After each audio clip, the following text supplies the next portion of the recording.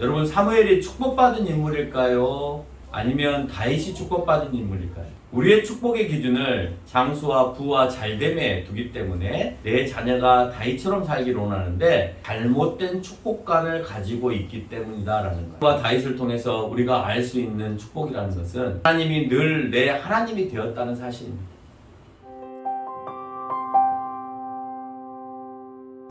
오늘 본문은 사무엘상과 사무엘하를 잘 알고 있어야만이 이해를 할 수 있는 굉장히 폭넓고 광범위한 본문을 가지고 여러분하고 같이 말씀을 나눌 겁니다. 오늘 이제 사무엘하를 가지고 여러분하고 말씀을 나누려고 했습니다만은 사무엘하를 읽다가 다윗과 사울을 좀 비교해서 설교를 했으면 좋겠다라는 생각을 해서 오늘 사무엘상과 하를 겸하여 여러분하고 같이 말씀을 나누고자 합니다. 여러분, 사무엘이 축복받은 인물일까요? 아니면 다윗이 축복받은 인물일까요? 여러분, 누가 축복받은 인물이라고 생각하십니까? 아무도 축복 안 받았습니까? 둘 다 축복받은 인물입니까? 예. 둘 다 축복받은 인물입니까? 둘 다 저주받은 인물입니까? 아니면은 사울만 축복받은 인물입니까? 다윗만 축복받은 인물입니까? 오늘 본당의 대답은 둘 다 축복을 받았답니다. 그럼 여기서 말하는 축복은 과연 무엇일까 하는 걸 우리가 한번 생각해 봐야 합니다. 그 축복의 기준을 우리가 명확하게 해야 축복을 받았는지 안 받았는지, 누가 축복을 받았는지를 알 수 있을 거라고 생각을 해요. 우리가 흔히 생각하는 축복의 기준이 혹시 여러분은 장수하거나 부를 누리거나 후손이 번성하는 것을 혹시 축복으로 생각하십니까? 그렇다면 결코 다윗은 축복받은 인물이라고 말할 수가 없습니다. 왜요? 다윗이 축복받았잖아요. 여러분이 나한테 따질지 모르겠지만 적어도 여러분이 사무엘상부터 사무엘하까지 성경을 꼼꼼히 잘 적어도 봉독을 하셨다면 또는 읽으셨다면 그런 말을 하기가 쉽지는 않을 거다라는 생각을 해봅니다. 우리의 축복의 기준을 장수와 부와 잘됨에 두기 때문에 내가 다윗처럼 되기를, 내 자녀가 다윗처럼 살기를 원하는데 그렇게 해석하는 자체가 잘못된 축복관을 가지고 있기 때문이다라는 거예요. 그래서 그런 축복을 하나님께서 나에게 주시지 않으면 그러면 내가 하나님마저도 멀리하는 그런 경향이 있다는 거예요. 여러분, 열왕기서에 보면은 왕들이 많이 등장하죠. 역대기서도 마찬가지로 왕들이 등장을 합니다. 그냥 맹목적으로 하나님을 의지하고 살아가는 왕들도 있고, 그래서 하나님으로부터 축복받는 이들도 있습니다. 그 축복의 개념이 늘 평안입니다. 때로는 그 중에서 그 자녀들 가운데에는, 그 왕들 가운데에는 그렇게 생각하지 않고 내가 잘못됐기 때문에 하나님을 버리는 왕들도 있습니다. 그랬을 때 하나님께서 그를 계속해서 어려움 가운데 처하게 만드는 모습을 우리는 왕들의 모습들을 통하여서 발견하게 됩니다. 처음 사울이나 다윗이 두 사람 모두 왕이 될 때 모두 하나님께서 분부한 대로 뽑힙니다. 가서 기름을 부어라. 네. 가서 제비 뽑아라. 네. 그렇게 하나님께서 분부하신 대로 사무엘이 가서 사울에게 기름을 붓고 또 모든 사람들 앞에서 제비 뽑게 하고, 다윗 역시도 그들의 집에 들어가서 사무엘은 다른 사람에게 기름을 붓고 싶어 했지만 아니다, 다윗에게 기름을 부어라 라고 하셔서 기다렸다가 다윗에게 기름을 붓는 장면을 우리는 알 수가 있습니다. 그리고 하나님께서 하시는 일이기에 똑같이 그 두 사람에게 똑같이 이 일을 감당해야 되기 때문에 하나님의 영이 임하여 라는 말을 두 사람 다에게 부여하고 있는 것을 우리는 볼 수 있죠. 이 일을 수행하고 명령하고, 다른 말로 하면 능력을 위임받아서 그 일을 하고 있는 사울과 다윗의 모습을 우리는 알 수가 있습니다. 왕으로 사임된 사실을 사울은 처음에 경홀히 여깁니다. 그리고 감당할 수 없다고 생각합니다. 내가요? 우리 지파가요? 나같이 나약한 자가요? 이렇게 생각하죠. 분명 사무엘은 사울에게 여호와의 영이 임하면 이라고 표현하고 있습니다. 그러면 10장 7절에서 보니까 너희 기회를 따라 행하라, 하나님이 너와 함께 하신다 라고 표현하는 거예요. 영이 임했어. 걱정하지 마. 이제는 너에게 하나님께서 기회를 주셨고 그 기회를 따라서 하나님과 함께 하면 되는 거야. 두려워하지 마. 떨지 마. 라고 오늘 사무엘은 얘기하고 있습니다. 그런데요, 사울이 나귀를 찾으러 갔다가 돌아오는 길에 다 이제 사무엘하고 얘기하고 돌아오는 길에 삼촌을 만납니다. 삼촌을 만났을 때 사무엘이 이미 사무엘이 사울에게 일렀던 말들이 있잖아요. 기회를 따라서 하나님이 너와 함께 하심을 선포해 라고 얘기를 했는데 기회가 왔습니다. 삼촌이 묻습니다. 어떻게 됐느냐? 사무엘이 뭐라고 하느냐? 라고 묻습니다.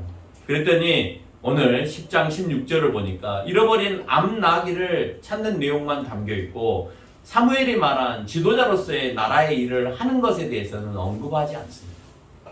뭘 하라고 하대요? 이 나라를 위해서 어떤 일을 하라고 하대요? 이런 말이 없어요. 그냥 나귀 찾으러 갔다 왔는데 찾았다. 그 얘기만 하고 있는 겁니다. 심지어 왕을 선출하기 위해서 각 지파별로 제비를 뽑았을 때 사울이 뽑혔습니다. 그런데 그의 두려움 안에 오늘 10장 22절에 보니까 그 제비 뽑기를 하고 있는 가운데 사울이 어디에 가 있었습니까? 진보다리 사이에 숨어가지고 그게 뽑히는 것을 두려워하는 그 모습을 우리는 발견합니다. 그렇지만 사무엘은 10장 24절에서 여호와께서 너를 택하여서 왕으로 삼았다라고 표현하고 있습니다. 네가 한 게 아니라 하나님께서 너를 세우셨기 때문에 네가 두려워할 것이 아니라 그 일에 대해서 당당하게 가라는 거예요. 우리가 사역을 할 때 보면은요, 두려움 가운데 하나님을 모으는 경우가 있습니다. 그런데 내가 준비하고 기도하는 가운데 있으면 그 두려움이 담대함으로 해볼만 하고 하게 하는 그 용기로 다시 승화되어지는 경우가 있어요. 그리고 최선을 다했을 때 그 안에서 뜻하지 않은 결과들이 일어나는 것을 우리가 발견합니다. 이렇게 왕으로 선택된 사울은 우리가 생각하는 왕처럼 또는 다윗이 행세한 왕의 모습이 아니었습니다. 무슨 말이냐? 사울은 엄격히 말하면 왕이란 히브리의 단어의 멜렉이 아닌 사무엘상 10장 1절을 보면 지도자로 삼았다라고 하고 있습니다. 그 표현이 뭐냐? 왕으로 삼았다고 안 했습니다. 지도자라고 삼았습니다. 그러면 그 지도자라고 하는 용어가 멜렉이라고 적어져 있으면 히브리어로 그러면 왕을 지도자로 하나보다 라고 생각합니다. 그런데 10장 1절에 그 단어의 지도자는 멜렉이라고 표현되어 있는 게 아니라 라기드라고 표현되어 있어요.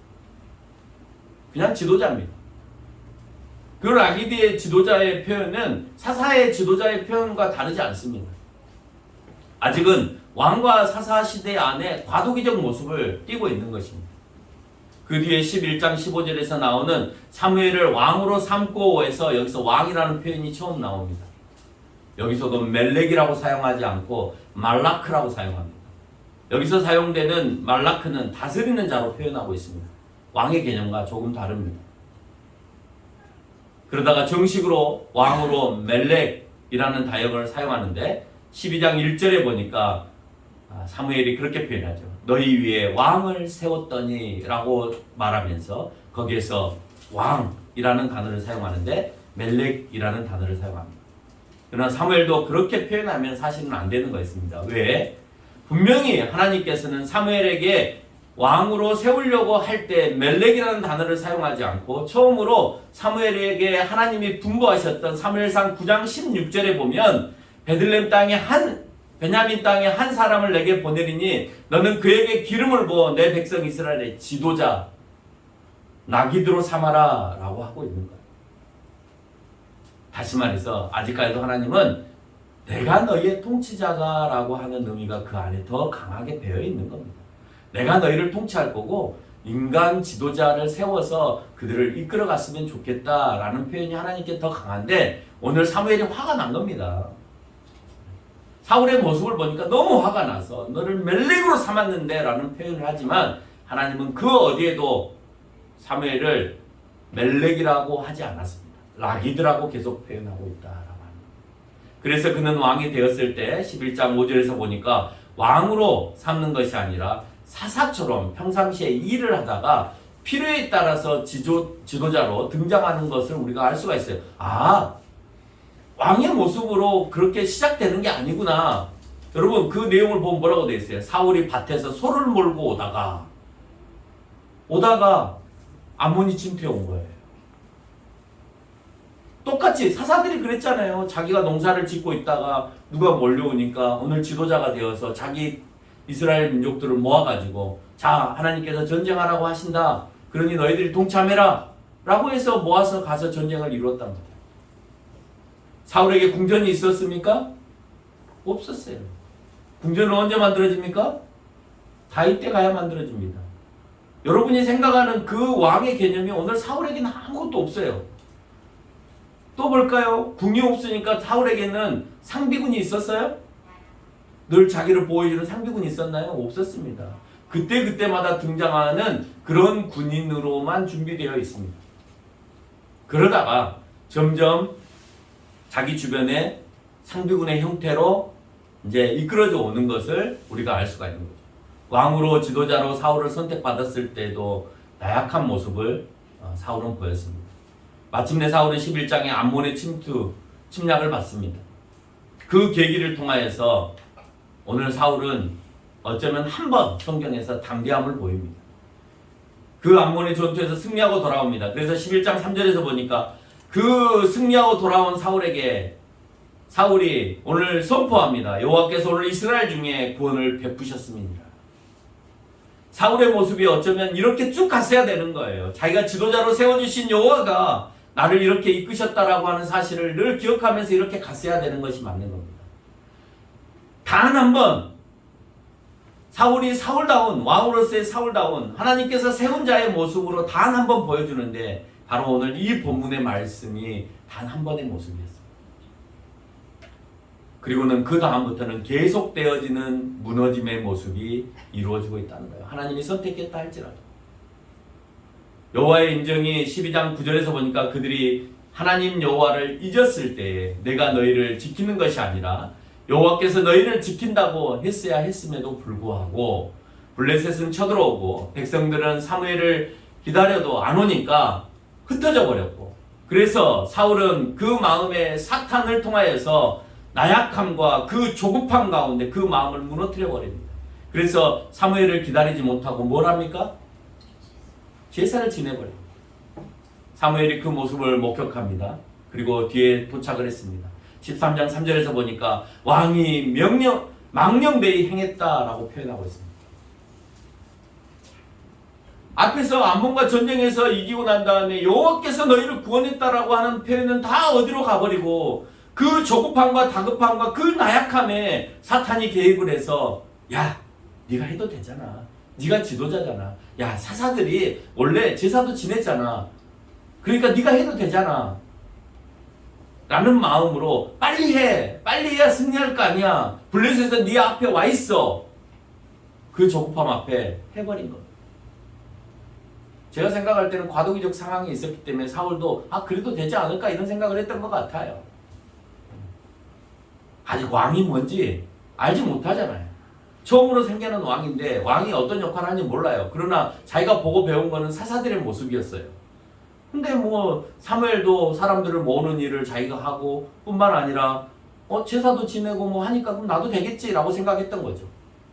그러나 그 영역은 아직까지 완전히 이임되어서 사울 네가 해라가 아니라 사무엘이 담당하고 있었던 일이었기 때문에 본인이 해서는 안 되는 일이었다라고 하고 있는 거고, 오늘 사무엘은 또 그것을 알고 있었기에 사무엘을 기다리고 있었던 것이었습니다.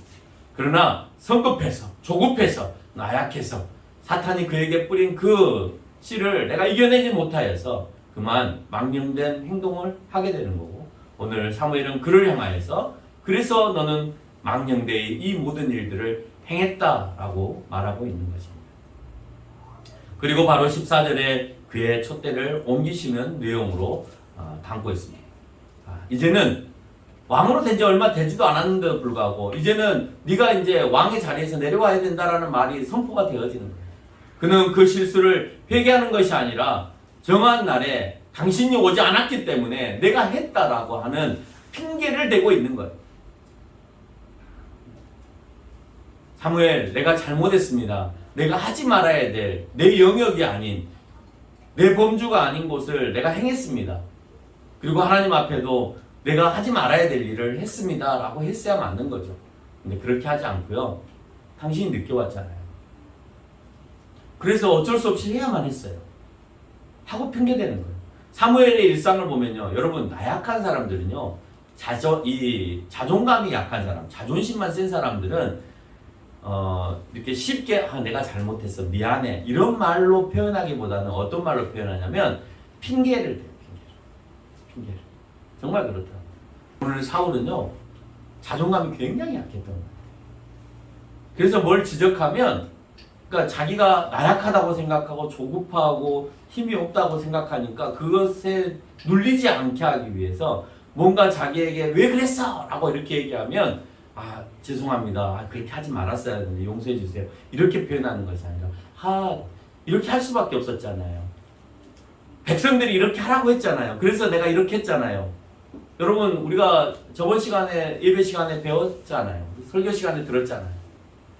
그가 전쟁에 돌아왔을 때 아말렉과의 전쟁에서 승리하고 돌아왔을 때 전유물을 전쟁의 전리품들을 취하지 말라고 했을 때 다 취해서 돌아왔습니다. 뭐라고 얘기합니까? 왜 취해서 돌아왔냐? 라고 말하니까 뭐라고 얘기해요? 백성들이 내가 한 게 아니고 백성들이 원해서 가지고 왔다는 거예요. 오늘 여기서는 네가 늦게 와서 내가 해버렸다는 거예요. 이것이 사울이 다윗과 다른 점입니다. 사울은 15장에서 앞서 설명한 대로 아말렉과의 전쟁을 통해서 하나님 앞에 불순종하죠. 그리고 사무엘이 그 부분을 지적을 하자 백성들이 원해서 했다라고 또 핑계와 변명을 했다고 했습니다. 결국 사울이 왕으로 세움을 받았을 때 임했던 여호와의 영은 오늘 사무엘상 16장 13절로 14절의 말씀 악령이 그를 번뇌케 하였다라고 되어 있습니다. 이제는 사탄이 그를 지배하는 그런 사람이 되어버렸습니다. 그리고 사탄이 그를 지배하기에 너무 좋은 대상으로 만들어놨어요. 걔는 너무 지배하기에 너무 좋아. 왜 좋을까요? 사탄의 나약함이 있잖아요. 그 나약함 안에 들어가는 거예요. 나약하기 때문에 번뇌를 줘버리면 그 번뇌 가운데에서 내가 어떻게 해야 되지? 어떻게 해야 되지? 어떻게 해야 되지? 계속 그 어려움 속에 그 늪 속에 빠져 살아가게 되는 거예요. 오늘 그 번뇌를 사울의 머리에 심어요. 그게 사울에게 가장 약한 단점이었습니다. 나약함 때문에 다시 내가 어떻게 할지, 블레셋을 어떻게 이길지 늘 근심과 걱정 가운데 지금 사로잡혀 있는 거예요. 거기에다가 나중에는 뭐까지 집어넣어줘요? 왕위가 나에게서 어디로 옮겨졌다고 되어 있어요? 다윗에게로 옮겨졌다고 되어 있잖아요. 그리고 다윗은 만만이요 자기는 천천히다 그러니 이제는 자존감이 낮은 그 사람의 입장에 있어서는 다윗이 너무 싫은 거예요. 내가 잘못해서가 아니라 다윗이 너무 잘해서예요. 그의 핑계는 또. 그래서 죄만 없으면 내가 잘할 수 있고 내가 왕으로서 멋지게 살아갈 수 있다고 생각하는 거예요. 아니요. 하나님이 너 지금 하고 있는 일 그만. 이미 그렇게 해버린 겁니다. 아무리 하나님이 세운 사람이라 할지라도 하나님이 이제 그만 하면 그만인 겁니다. 그 그만이라고 하는 신호가 나오기 전에 여러분 스스로가 하나님이 원하지 않은 그 삶에 있어 그만해야 되는 거예요. 하나님을 향한 철저한 의지적 삶에서 벗어나면 여러분의 약한 부분을 공격해 들어옵니다. 여러분의 약한 부분이 뭐예요? 뭐가 약해요? 여러분의 약한 부분이 뭡니까? 네? 약한 부분 없어요? 나의 약한 부분이 내가 누군가를 하나님을 의지하는 것이 아니라 사람을 의지하는 거다. 그러면 자꾸 의지하게 만드는 거죠, 하나님. 자꾸 의지하게 해서 거기서 못 벗어나게 만드는 거예요, 사탄. 내가 거기에서 농락당하고 있으면 그러면 나는 사탄의 공격을 받아서 못 일어나고 있는 거예요. 그리고 자꾸 자기 변명과 자기 합리화를 하는 거죠. 내가 이렇기 때문에, 세상이 이렇기 때문에, 교회가 이렇기 때문에, 주변 사람들이 이렇기 때문에 내가 그렇게 할 수밖에 없었어. 내가 그게 최고의 선택이었어. 사울이 얘기하는 거죠. 자기 나약함이 뭐예요? 그래서 하나님은 철저하게 자기의 나약함 가운데에 다시 세워지기를 원함에도 불구하고 우리는 그 나약함 가운데에서 계속해서 사탄의 공격을 통하여 일어나지 못하는 그런 경우들이 있다라고 하는 겁니다. 오늘 사울의 나약함은 자기가 근심, 걱정, 안됨, 불안함, 초조함 이런 것 가운데 늘 사탄은 공격해 옵니다. 그래서 그 초조함이요 계속 악화되어서 사울은 어떻게 되냐? 정신질환까지 앓게 됩니다. 한번 생각해 보세요. 막 불안하고 어떻게 해야 될지 모르고 뭐 그렇게 늘 분리불안 뭔지 모르지만 내가 어떻게 하지? 뭘 해야 되지? 막 이렇게 근심 걱정을 하는 그 마음 가운데 사탄은 더 강력하게 들어가서 더 힘들게 만드는 사울의 모습을 우리는 알 수 있다는 거예요. 그 문제를 오늘 다윗이 수금을 통하여서 마음을 편하게 해줘서 이렇게 세우는 모습을 우리는 성경을 통해서 읽어볼 수 있습니다. 다윗의 등장은 사울의 나약함을 딛고 담대함으로 등장하는데 그 첫 무대가 골리앗과의 싸움입니다. 사울하고 전혀 다르게 다윗은 굉장히 담대함으로 등장을 딱 해요. 첫 스타트 무대에 딱 섰는데 그 무대가 뭐냐면 골리앗과의 싸움이었는데 그 골리앗과의 싸움에서의 모습을 보면 그 어린애가 과연 그 일을 어떻게 해내지? 라는 모습을 우리는 발견할 수 있는 것입니다. 다윗의 승리는 나약한 사울에게 또 다른 두려움으로 작용하는데 오늘 사무엘상 18장 17절을 보면 하나님께서 부리는 악령이 사울에게 힘있게 내렸다라고 표현하고 있습니다. 그러니 이제 그 사탄에 사로잡혀서 내가 그것을 여호와로 통하여서 벗어나려고 내가 노력하는 것이 아니라 전혀 노력 없이 그냥 거기에 휩싸여 가고 있다는 거예요. 하나님을 믿는 사람이었습니다. 하나님을 알고 있는 사람이었습니다. 하나님께 제사를 지내는 사람이었습니다. 그래도 아무 의미가 없습니다. 우리가 신앙생활을 해도 아무 의미 없는 것과 같이 똑같은 모습이 오늘 사울 가운데 있는 거예요. 하나님이 임했던 사람이었고 하나님의 사람이었고 하나님의 백성이었음에도 불구하고 하나님께서 그를 사용하지 않으시고 오늘 악령에 사로잡혀 살고 있다는 거예요. 결국 사울은 하나님을 두려워해야 하는 하나님을 두려워하지 않고 백성을 두려워하는 일을 하게 되죠. 18장 29절에 보니까 사울이 다윗을 더욱 두려워합니다. 자기가 약하니까, 자기가 나약하다고 늘 생각하니까, 불안하니까 누구를 두려워하느냐? 하나님을 두려워하는 것이 아니라 다윗을 두려워하고 그 다윗을 척결하기 위해서 다윗을 끝까지 추종하면서 죽이려고 하는 모습을 우리는 읽을 수가 있죠.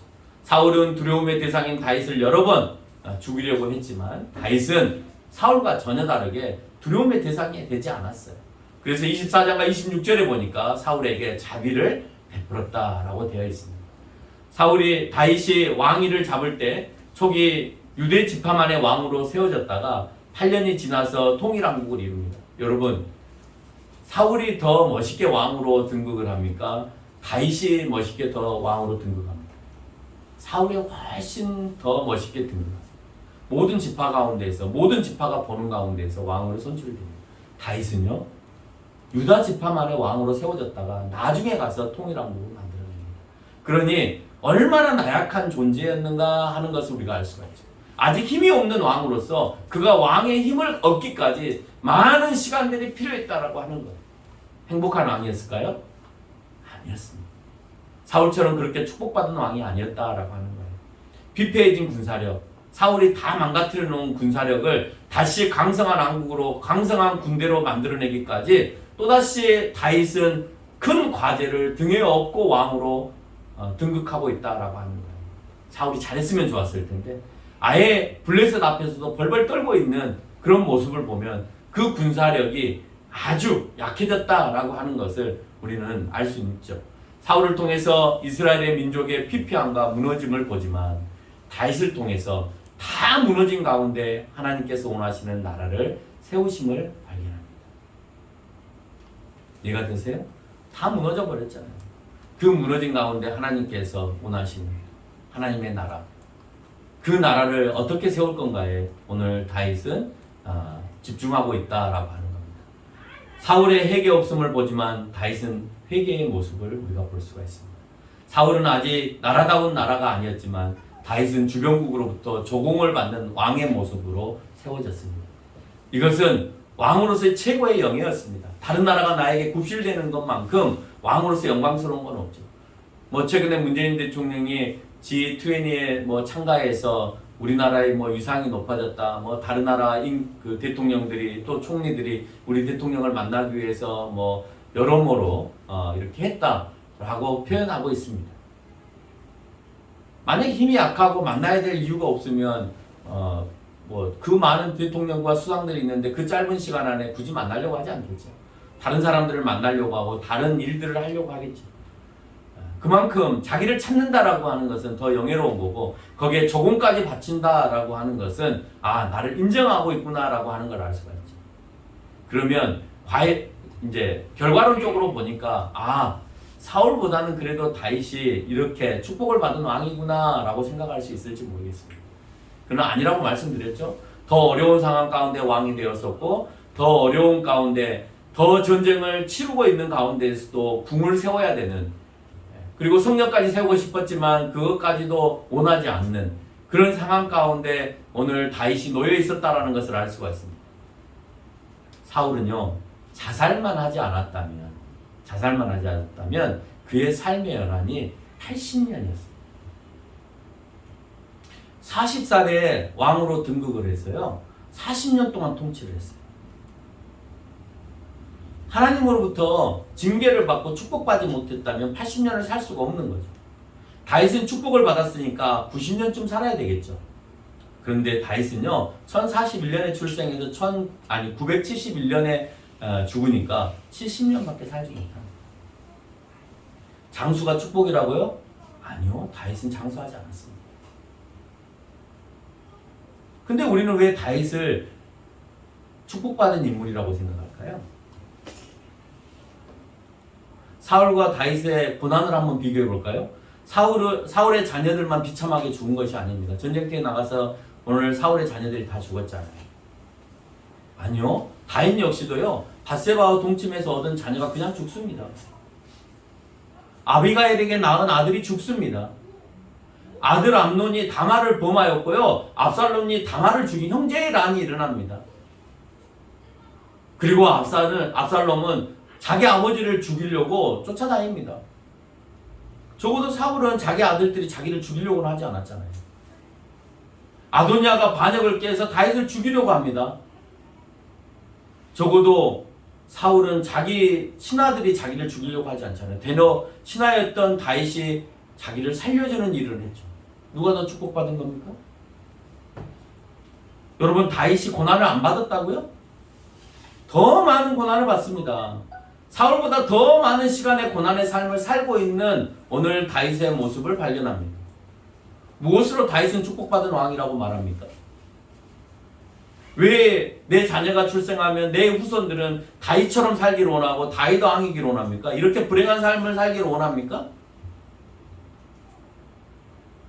왜 우리는 내 아들이 다윗이었으면 좋다고 생각합니까? 그래서 왜 영어식으로 이름을 지으면 다 데이빗이라고 짓습니다. 뭔가 여러분들 착각하고 있는 거예요. 여러분들이 원하는 것은 장수이고 잘 살고 평화롭고 이렇게 사는 것을 위해서 내가 다윗처럼 하기를 원하는데 단지 왕이 되었다는 이유 때문에 한다면 사울도 괜찮습니다. 왕이 됐으니까. 다윗은 사울보다 더 많은 일들을 해야 됐습니다. 다윗성도 쌓아야 됐죠. 전쟁이 없었던 것도 아닙니다. 블레셋이나 모압이나 암몬이나 아람과 같이 전쟁을 수시로 했다고 되어 있습니다. 범죄함으로 따져도 사울 못지 않습니다. 사울만 범죄했나요?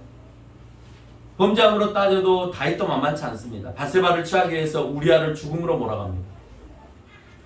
취한 것이 문제가 아니라 그걸 취하기 위해서 우리아를 죽음으로 몰아가고 있다고 하는 것을 오늘 나단 선지자가 묻고 있는 겁니다. 하나님께서 원하지 않은 인구조사를 감행함으로 해서 하나님께서 싫어하는 일을 했습니다. 자기 공로를 드러내기 위한 모습이었죠. 여러분 교만한 모습 아니었습니까? 사울보다 더 나은 다윗이었나요? 누가 감히 그렇게 말할 수 있나요? 그래서 우리는 사울보다는 다윗을 더 위대하게 보는 경우가 있습니다. 그 이유는 단 하나입니다. 선지자의 소리에 귀를 기울였다는 거예요. 선지자의 소리에 귀를 기울입니까? 지금은 선지자가 없는 시대죠. 그러니까 기울여야 될 소리가 없는 거죠. 아니요. 잘 찾아보세요. 여러분 주변에 선지자적인 삶을 살아가고 선지자적인 목소리를 내는 사람이 반드시 있을 겁니다. 그 사람의 소리에 경청하십시오. 적어도 그 소리가 들리지 않으면 성경의 소리에라도 귀를 기울이십시오. 그리고 사울과 다윗이 다른 것은 회개했다는 거예요. 내 아이들이, 내 딸이 다윗처럼 살기를 원하고 내 후손이 다윗처럼 살기를 원한다면 말씀의 소리에 귀를 기울이는 자녀로 그렇게 성장하기를 원하는 것이어야 되고, 잘못을 범했을 때 잘못을 회개하는, 핑계대는 사람이 아니라 회개하는 사람이어야 된다는 거예요. 오늘 결론을 맺겠습니다. 사울과 다윗을 통해서 우리가 알 수 있는 축복이라는 것은 하나님이 늘 내 하나님이 되었다는 사실입니다. 사울은 내 하나님이 안 된 게 문제였습니다. 다윗은 어찌 되었든 간에 내 하나님의 길을 늘 갈망하며 살아갑니다. 회개를 했다는 그 자체도 마찬가지입니다. 그 거룩하신 하나님의 영이 내 안에 계시면 우리를 회개케 하십니다. 성령이 계시냐 계시지 않냐, 하나님의 영이 내 가운데 임했느냐 임하지 않았느냐는 회개의 영이 내 가운데 계속 계시느냐 계시지 않느냐, 회개케 하는 마음을 주게 하시는데도 불구하고 내가 회개하지 않으면 그러면 그 영은 떠났죠. 그러나 회개하면 그 영은 떠나지 않고 계속 그와 함께 하게 한다라고 하는 겁니다. 여러분의 마음을 회개케 하시는지, 그래서 내가 회개했는지, 그래서 회개했다면 나는 늘 내 안에 하나님의 전 안에 하나님의 영이 기거하는 공간이 되어진다라고 하는 거예요. 그리고 다윗을 용서하신 것처럼 오늘 또 우리를 용서하십니다. 우리에게 주신 축복은 다윗을 통해서 보면 고난이 없는 것도 아니고 장수한 것도 아니고, 우리의 축복은 성령이 내 안에 계셔서 죄를 멀리하고 또다시 나에게 평안을 주시는 축복입니다. 죄가 멀어짐으로 인해서 내가 갖는 것은 평안이에요. 전쟁이 있지만 하나님이 내 안에 계셨기 때문에 다윗은 평안할 수 있었어요. 그러나 그가 죄가 내 안에 들어오고, 그리고 내가 그 일을 해야 될 때에는 그는 전쟁터에도 나가지 않냐고 그 일을 어떻게든지 해내기 위해서 범죄의 모습으로 이끌려져 가는 것을 우리가 발견하죠. 사울에게는 그 평안이 없었고 늘 불안과 초조함에 사로잡혀 살았다는 사실을 우리가 알 수 있고, 그것이 불행한 일이었고 그렇게 살지 않기를 우리는 원하고 있는 것이죠.